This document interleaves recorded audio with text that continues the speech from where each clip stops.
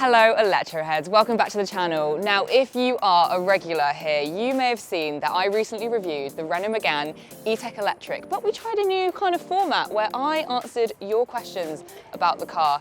It went down a treat, so we thought we'd do again, but this time with the Model Y.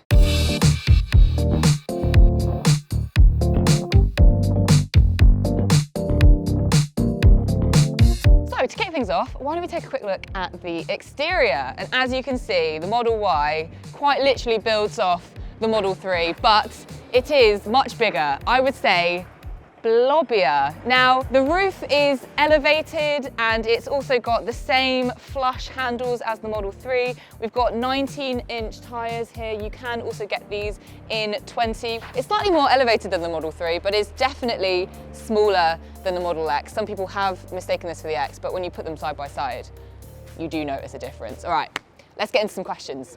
Question number one, Scott wants to know, how much does it cost and what is the range? So currently, my hair's going everywhere, there are two dual motor all-wheel drive versions of the Model Y. They both have a 75 kilowatt hour battery and both weigh just under 2,000 kilograms. Let's look at the two models. So first up, we have the long range model, which is actually the one that we have with us today. Now this delivers 434 brake horsepower. It has a max speed of 135 miles per hour. It has a max range of 315 WLTP, and it also has a 0 to 62 in 4.8 seconds. The second one we have is the performance range, which comes in at a price of £64,990. Now that can deliver 483 brake horsepower. It has a max range WLTP of around 292 miles. It also has a top speed of 155 miles per hour and a 0 to 62 in 3.5 seconds. So with that price and performance in mind, the Model Y is rivaling the Audi Q4 e-tron, the Hyundai Ioniq 5, the VW ID4, the Mustang Mach-E. However, those rivals do offer a cheaper entry price. The Model Y does not, and I will go into that with the next question. Jonathan S. asks, will there be a standard range Model Y? Currently, no, there is no standard range. There is literally just the long range and the performance. So the long range is by de facto the entry-level model. Colin Pierce asks a great question. Why does it cost so bloody much? Colin, I hear you. Electric cars in general are just really expensive, but the Tesla is pretty pricey, but you could argue for good reason. So the tech that comes with this car is pretty insane, and I'll talk a little bit more about that later. But also, you are buying into the brand. You're also buying into the Tesla supercharger, which is, I would argue, a huge bonus to getting Tesla. And also, for what it offers, it is a fantastic automobile. Next question from Kinosiava. Ground clearance, how high is it? Okay, so ground clearance here, you have 16.7 centimeters, which is just a little bit more than the Model 3. The height of it, in total, 162.3 centimeters. All right, next question is from Aaron Viniak, and Aaron would like to know, compared to the Model 3, what are the changes? All right, so let's firstly start off by saying the Model 3, of course, is a sedan. The Model Y, a crossover SUV. So obviously it does look a bit different. It's also much higher than the Model 3. It's also 2 inches longer, 2 inches wider, and 7 inches taller. So you can comfortably fit a family of 5 in this car. Next question is from Frederick Rosenkvist. How is the build quality, panel gaps, features that the cars have had for a long time, but not Tesla, etc. So just looking at just how everything is put together, that's on pretty well. There's no panel gaps at all that I can see. Obviously, since these cars have started to be built in China, there's definitely been a marked improvement. I haven't noticed anything in particular to mention, if I'm honest. I have only had this for a week. I know that things can come up later down the line, but it's all been positive on my side.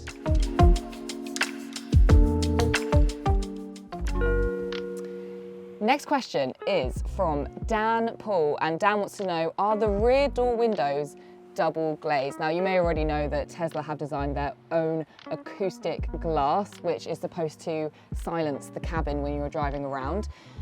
From what I can see, yeah, this looks like double to me. Answers your question? Yes, it is. Next question is about the boot, and Phil Stapps wants to know, can you fit a large dog in the boot? Well, I can tell you that the boot is 854 litres, and just for, you know, example, purpose, let's just pretend I'm a large dog. I think it can fit just fine. All right, see you in a bit. Ow. Okay, I definitely hit my head. Right, I don't know if we can get a tape measure out right now, but that is literally where the roof comes to. So if your dog looks about this size, it's gonna be a little bit tight. The things you do for YouTube. All right, let me quickly show you the fruit, AKA the front boot. Okay, let's open this up, which I need to use my app for, I believe. Controls, here we go. Ta-da! So, in here you can see we have some cables. The fruit, as you can see, the front is huge. It's ginormous, right? It is. Like, I mean, okay, I have to now. Quite comfortable. Just have a beer with this, chill out. Yeah, it's a really big size. It's 117 litres. You can probably put like your weekend stuff in here and then have all the space in the back as well. All right, let's move on. As you can see, the interior is very much carried over from the Model 3. It is incredibly minimalist, very much Scandi vibes. You've got, you know, the wood paneling going on here. You are heavily reliant on this 15-inch infotainment screen. There are no buttons. And actually, I have realised that the more electric cars that I've driven, I've come to see that you just need buttons. You need that response for certain few things, like, you know, touching the air conditioning. When you're driving, it's a bit of a pain. You're taking your eye off the road and you're trying to fumble around and you're not actually getting any haptic response either when you're doing that. So that's actually a bit of a minus for me. But as we all know, Tesla are creating what will be an autonomous vehicle, and if you're buying into this car, you're buying into the future-proofing of the autonomy, and so therefore they're getting rid of anything that is going to make you be able to control the car. They are going to have just the screen because that's kind of what passengers need, so I don't think buttons are coming anytime soon. You've also got a load of charging port options, so you've got 2 wireless. In here, you've also got 2 USB-C, and you've also got another 2 USB-C in the back for your passengers. There's also loads of storage space in here as well. I mean, basically get half my arm in there. You've got 2 cup holders and loads more storage space in the front here, as well as obviously the glove box as well, which is opened. Open glove box. Right here, loads of room. You'll also see that I have the black interior, which comes as standard. However, if you want the beautiful white interior, which is my personal favourite, that will set you back £1,100. But this is all vegan leather, so it's not killing the cows. Also, lovely sunroof here, which is designed specifically to block out UV rays, which is so important if you're driving day to day. Let's move on to some questions. So first up, we have Joseph J. Hello, will Tesla ever provide an instrument cluster in front of the steering wheel? Great question, Joseph. I think for the money that you're paying, you should 100% have an instrument cluster, shouldn't you? Because when you're driving, your eyesight is going down to the screen, which you could argue isn't that safe, but like I said before, autonomy, Tesla want these to become robo-taxis basically, and an instrument cluster is just not going to be any use for a self-driving car. So I'm afraid it doesn't look like that is going to happen, but I have seen that there are people modding their Teslas with their own instrument clusters. So if you do want one, there is ones that you could buy third party, but I didn't say that. Next question from Dave the Video Maker, great name. Show me some quirks and features of the Model Y. Okay, so let's quickly look at some of the really cool updates with the software. So if you go into the toy box, you've got a really fun feature called the megaphone. Now, you can use this to speak to pedestrians, to probably just tell them to get out the way, and it distorts your voice so you sound like Darth Vader or something. In fact, why don't we give it a go now? Luke, I am your father. James L. Jones, eat your heart out. I'm coming for you. All right, next up, I want to talk about the light show. Now, this isn't new. This was already available in the Model X, but with the new software 11, you can actually edit together your own light show if you are so inclined. Now this can be done on a computer with a specific app, but should we play a light show?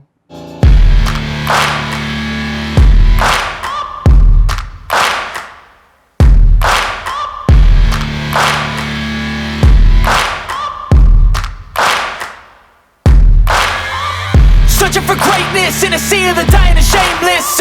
A sea of the aimless. I don't wanna be one of the nameless. A bit of stupid fun, but right, imagine you're a mum, you've gone to pick up your kids from school, you're gonna be the coolest mum on the block. Next, quickly, I want to show you guys a great new feature which has come with the new software, which is blind spot cameras. Owners have been screaming out for these for years and years, and finally Elon has brought them in. So I have to say, this is a fantastic new feature because it just adds that extra level of safety when you're driving. Luca Z asks, can Android Auto or Apple CarPlay be used? Okay, technically, no. Like I've said, Tesla is a software company, so they are going to prioritize their own software. You can link up to Bluetooth with your phone and play music, but you are going to be using Tesla's maps. However, there is a third party that you can download as an app, I believe, and put into the internet browser in this screen, and then you can start using Apple CarPlay and also Android Auto as well. So again, that is up to you, but I'm pretty happy with what Tesla offers, so I continue to use it. All right, I'm in the back because Amza Subramanian P, great name, wants to know, could it fit a family of 5 comfortably, i.e. we are looking for a good electric car? Well, I'm gonna say it is a full yes from me. There is so much space. It's very comfortable here in the middle, got lots of headroom here. Yeah, family of 5, you'd be absolutely fine. And there's so much space in the boot to fit all your luggage as well. So yes, it's a yes. Yes!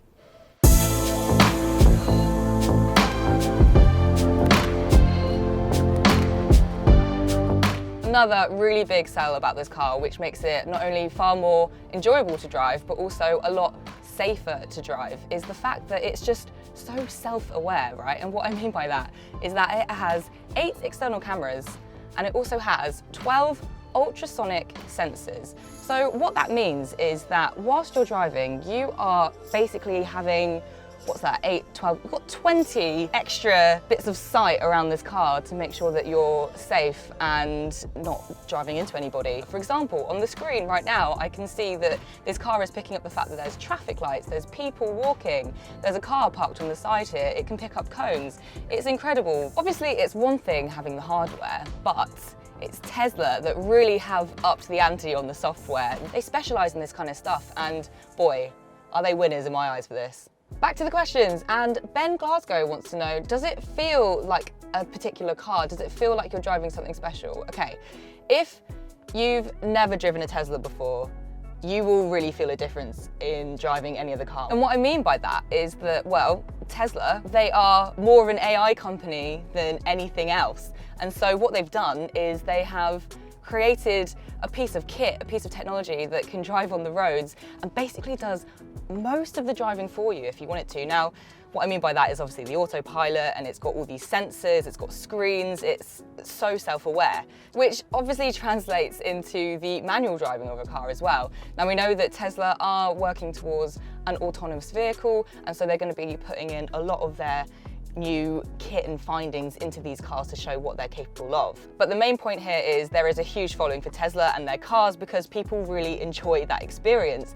Now, what I love particularly about this car is the acceleration. The 0 to 62 time in this is a lot punchier than most other EVs of this price. So, final thoughts. Is this car special?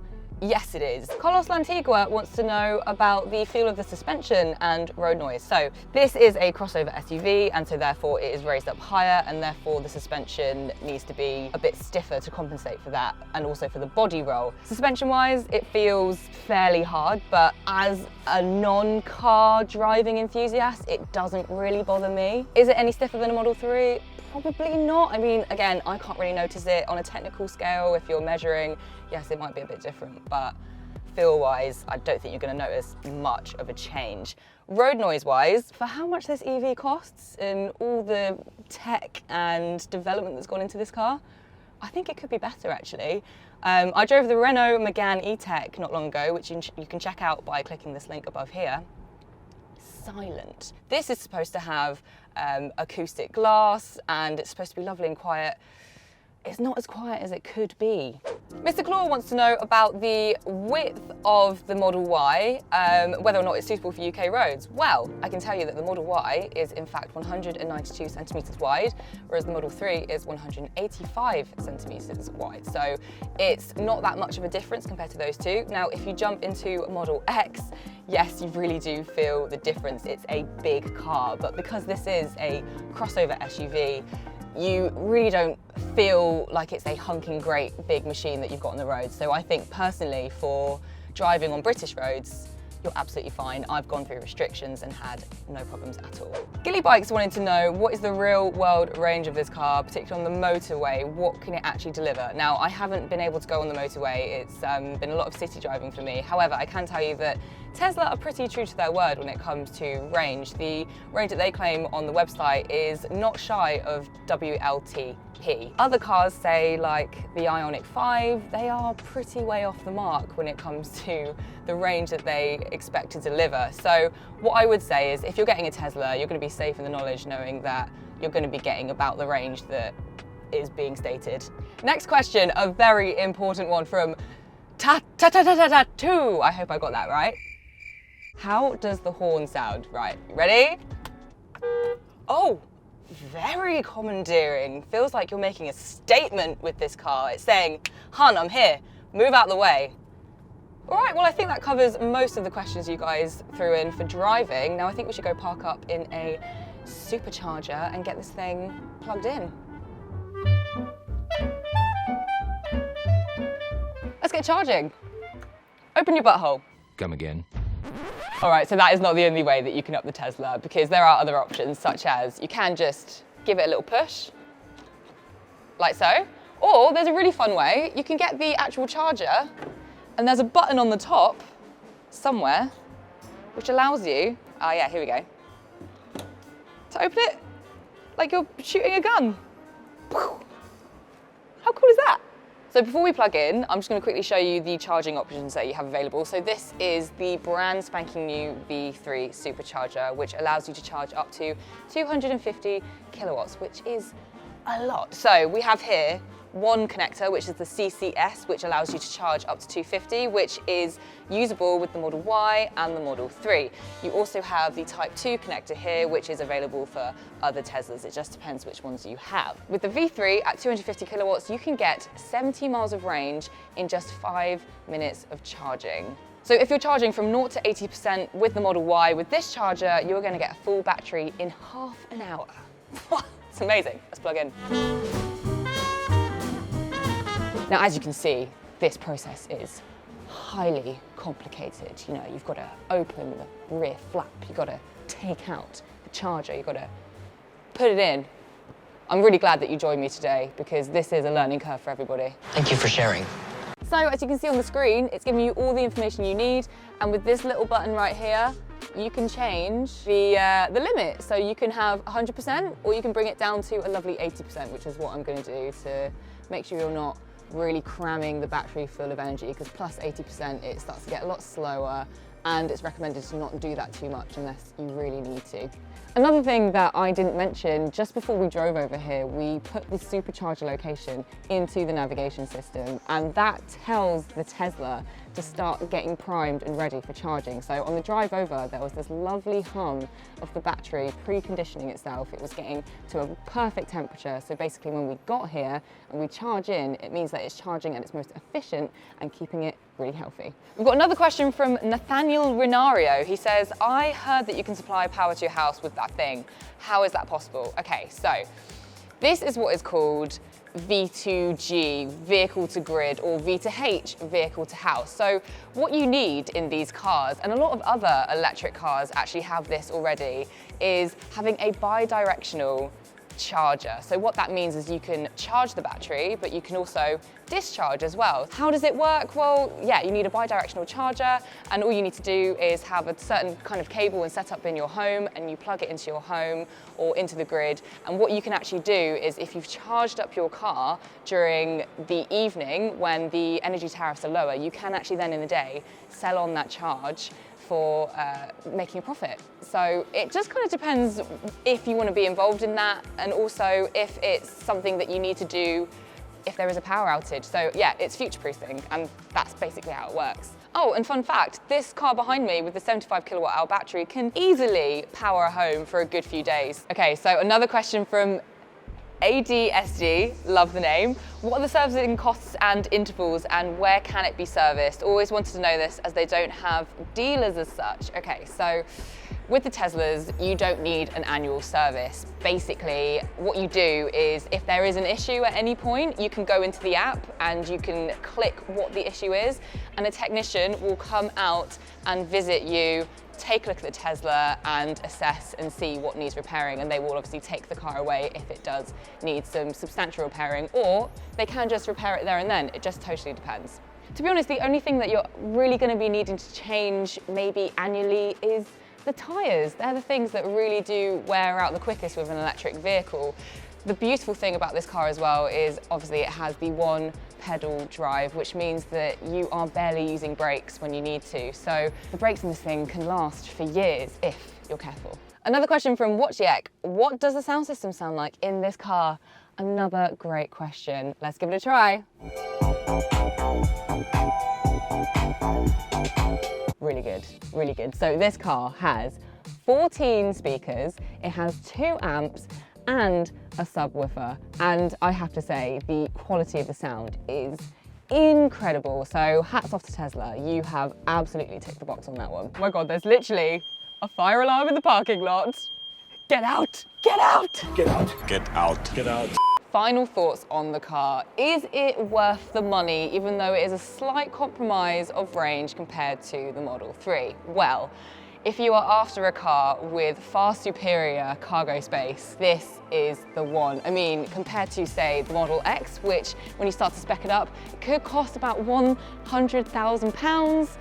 This is a much cheaper option, and also with the addition of getting these 7 seats into this car, this is great for the bigger families and for those holiday trips. So, the only other question is taste. Do you like the look of the car? Personally, I actually prefer the Model 3 compared to the Model Y. Cole, behind the camera, he prefers the look of the Model Y. What do you guys think? Let me know. Thank you so much for all your questions. I really appreciate you guys engaging and letting me know what you want to know about the particular car. I hope you enjoyed this video. If you enjoyed it, particularly so, please do hit that thumbs up. And if you haven't already, make sure to subscribe for more content just like that. See you soon.